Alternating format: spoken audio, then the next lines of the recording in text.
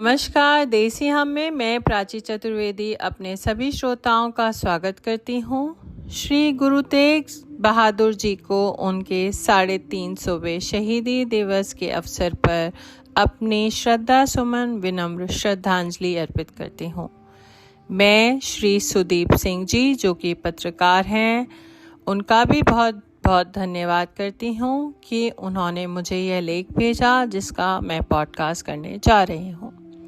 श्री गुरु तेग बहादुर जी सिखों के 9वें गुरु, जिन्हें हिंद की चादर कहकर संबोधन किया जाता है, क्योंकि गुरु जी ने अपने प्राणों का बलिदान देकर हिंदू धर्म की रक्षा की और आज अगर हिंदू धर्म कायम है तो वह गुरु तेग बहादुर जी की बदौलत ही है। बात उस समय की है जब समय का हुक्मरान औरंगजेब इस देश में केवल एक ही धर्म रखने की ठान चुका था और उसके द्वारा जबरन लोगों को इस्लाम धर्म कबूल करने के लिए कहा जाता था। जो विरोध करता उसे मौत के घाट उतार दिया जाता था। औरंगजेब के अत्याचार से दुखी होकर देश भर के पंडितों का जत्था पंडित कृपाराम जी की अगुवाई में कश्मीर के मटन से चलकर श्री आनंदपुर साहिब गुरु जी के दरबार में पहुंचा और गुरुजी से रक्षा की फरियाद लगाई। गुरु तेग बहादुर जी चिंतन में डूबे हुए थे कि इनकी रक्षा कैसे की जा सकती है। उनका मन परमात्मा में लीन था। उसी समय उनके पुत्र श्री गोविंद राय जी वहां आए और पिता को सोच में डूबा देख इसका कारण पूछा। गुरुजी ने बताया कि यह पंडित कश्मीर से आए हैं और बादशाह इनका जबरन धर्म परिवर्तन करवा रहा है। किसी महापुरुष के बलिदान देने के पश्चात ही इनका धर्म बच सकता है। इस पर बालक गोविंद राय जी ने कहा, इस संसार में आपसे बड़ा महापुरुष और कौन हो सकता है। यह सुनकर गुरुजी निश्चिंत हो गए। दरअसल गुरुजी अपने पुत्र की परीक्षा ले रहे थे कि क्या वह गुरु गद्दी के योग्य है। पुत्र के ऐसे शब्द सुनकर गुरुजी भी आश्वस्त हो गए और कश्मीरी पंडितों से कहा, जाकर बादशाह से कह दो कि पहले गुरु तेग बहादुर जी का धर्म परिवर्तन करवाए। यदि वह इस्लाम स्वीकार कर लेंगे तो हम भी अपना धर्म बदल लेंगे। पंडितों ने जाकर लाहौर के नवाब को सारी बात बताई, जिसने तुरंत यह संदेश औरंगजेब तक पहुंचा दिया। औरंगजेब जब यह सुनकर अत्यंत प्रसन्न हुआ कि एक व्यक्ति के धर्म परिवर्तन से सभी हिंदू मुसलमान बन जाएंगे, उसने गुरुजी को गिरफ्तार करने का आदेश दिया। गुरुजी को लोहे के पिंजरे में कैद करके उनके तीनों साथियों भाई मतीदास जी, भाई सतीदास जी, भाई दयाला जी सहित दिल्ली लाकर चांदनी चौक में गुरुद्वारा शीशगंज साहिब के साथ कोतवाली में कैद करके रखा। अगले दिन सुनहरी मस्जिद से गुरुजी की शहादत का फरमान जारी किया। जालिमों ने गुरुजी से पहले भाई मतीदास जी को आरे से चीरकर शहीद किया। भाई सतीदास जी को रुई में लपेट के आग के हवाले कर दिया। भाई दयाला जी को उबलते हुए पानी की देग में रखकर शहीद किया। मकसद यह था कि अपने शिष्यों की शहादत देखकर गुरुजी डोल जाएंगे और इस्लाम कबूल करने लगेंगे, मगर गुरुजी भी ना माने।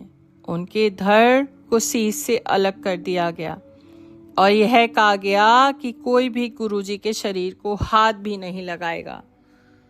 इतने में अचानक कुदरत का कहर बरपा और धूल भरी आंधी चल उठी।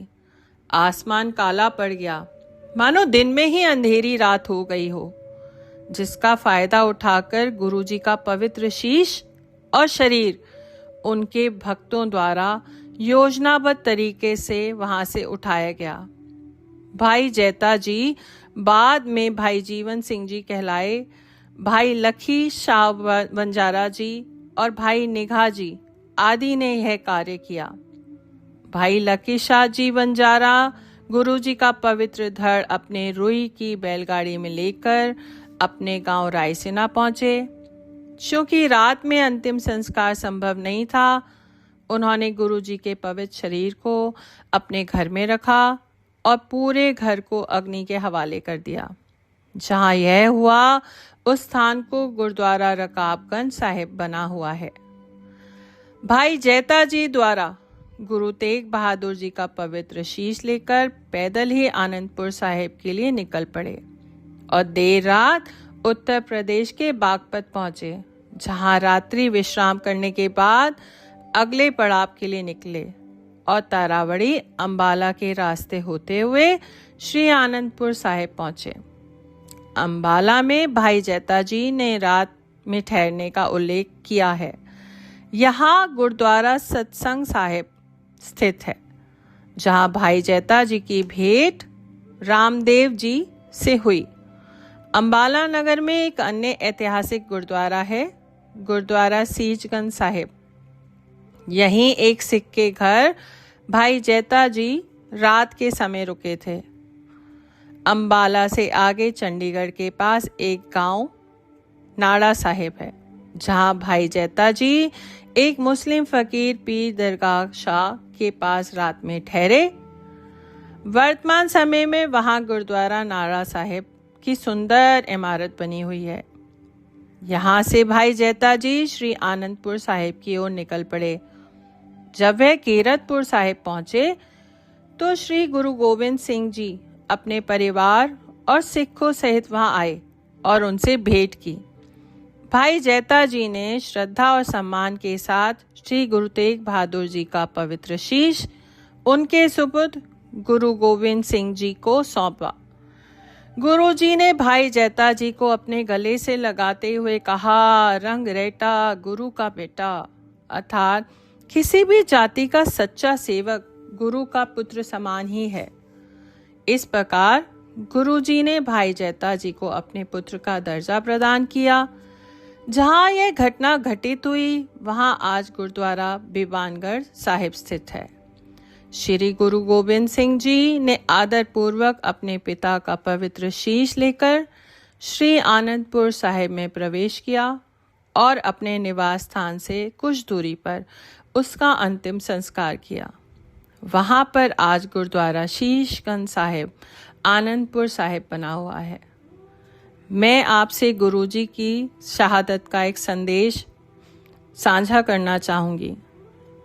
श्री गुरु तेग बहादुर जी की शहादत इस बात का प्रतीक है कि उनका किसी से कोई बैर या विरोध नहीं था।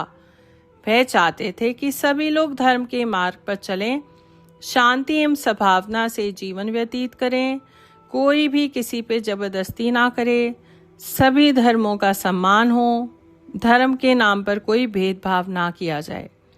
धर्म की इस भावना की रक्षा हेतु गुरु तेग बहादुर जी ने अपने प्राणों की आहुति दी। उनके इस बलिदान के बाद हिंदू धर्म के अनुयायियों पर हो रहा जबरन परिवर्तन रुक सका। इससे बड़ी कुर्बानी और परोपकार की भावना कहीं और नहीं मिलती। 9वें गुरु की इस अद्वितीय शहादत को सदा सदा याद किया जाएगा। मेरा गुरु तेग बहादुर जी को कोटि कोटि प्रणाम। और श्री सुदीप सिंह जी पत्रकार, जिन्होंने ये जानकारी मुझे दी पॉडकास्ट करने के लिए, बहुत बहुत धन्यवाद। फिर से गुरु तेग बहादुर जी की शहादत को श्रद्धांजलि। धन्यवाद।